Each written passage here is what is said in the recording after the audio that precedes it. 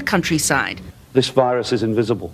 Inadvertently, you could be spreading it or aiding its spread by picking it up even on the outside of your car. Please stay at home until we have this problem curtailed.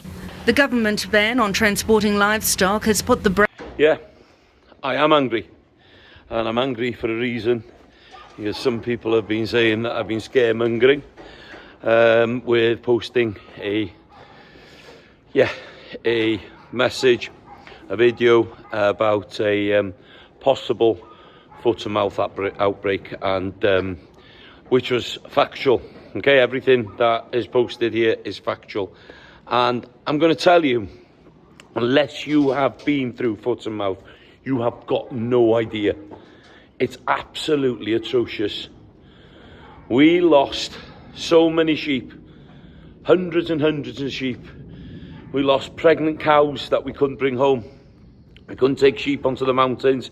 We had sheep stuck in different locations because we couldn't get movement orders on them. And when we did get movement orders on them, it was done in the wrong way, and we had to then destroy them sheep as well. But some of the hardest, toughest days of my life was during the foot and mouth. I'll give you an example. We had about 400 ewes lambing in Anglesey, and it was our first season lambing there on a big scale, and the sheep had lambed. So they were lambs which were 2, 3, 4 days old. Some of them were a week old. We had to catch them lambs, on which you hold them while a vet injected them straight into the heart to these newborn lambs, so they were not going to be carrying this awful disease.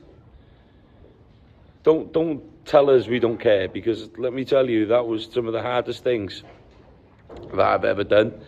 And that's why we are worried. That's why we are frustrated when we hear, there could be Chinese whispers about bringing marksmen back. There could be Chinese whispers about timber yards and straw being held back. I don't know. But let me tell you, that was the worst thing I've ever seen in my life in the farming calendar, ever. Farmers took their own lives. Farmers went out of livestock and never came back into livestock. There was pyres all over the country of animals burning, the smell, the stench. The country was locked down. Look at some of the footage and think about what's happening today. Think about all these illegal meats coming into this country. One outbreak we want. We've got bush meat getting posted into the UK. We've seen it. People ordering it on TikTok. On bloody TikTok. It makes no sense. It needs to be addressed. We've got thousands and thousands of bloody meat, lamb, pork, all kinds of different meats getting imported illegally. We don't know where it's processed, where it's come from. Is it carrying diseases? The government needs to lock down on these diseases, because let me tell you, foot and mouth could be another massive nail in the agricultural coffin. And we can't take much more.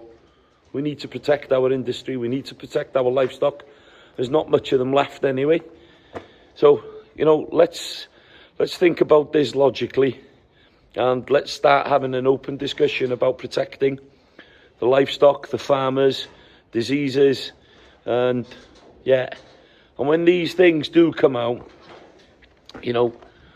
we are scared, we are worried, and that's why we're posting things on social media. That's why we're asking questions, and we have the right to do that. We have the right to do that. Just have a look at some of these images from foot and mouth, and have a look as well at some of these reports about food coming into this country illegally. It's not right. We're dicing with people's livelihoods, we're dicing with people's mental health, with dicing, with businesses, and with food security. Food security for this small island needs to be protected. Please share, please follow, and please comment. Thank you for listening. All is not well in the affected areas, with a bitter debate about disposal of carcasses. Local residents around this par in Devon worried about new reports carcinogenic dioxins may fall on their village here. Doctors in one of the worst hit areas, Cumbria, investigating a slaughterman suffering symptoms of the disease that has created such havoc in livestock, a blistering mouth, hands and feet. And while it's not thought to be in any way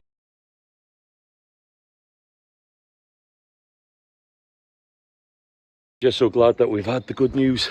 The outbreak was negative, and yeah, let's hope we don't hear or see foot and mouth in the UK ever again.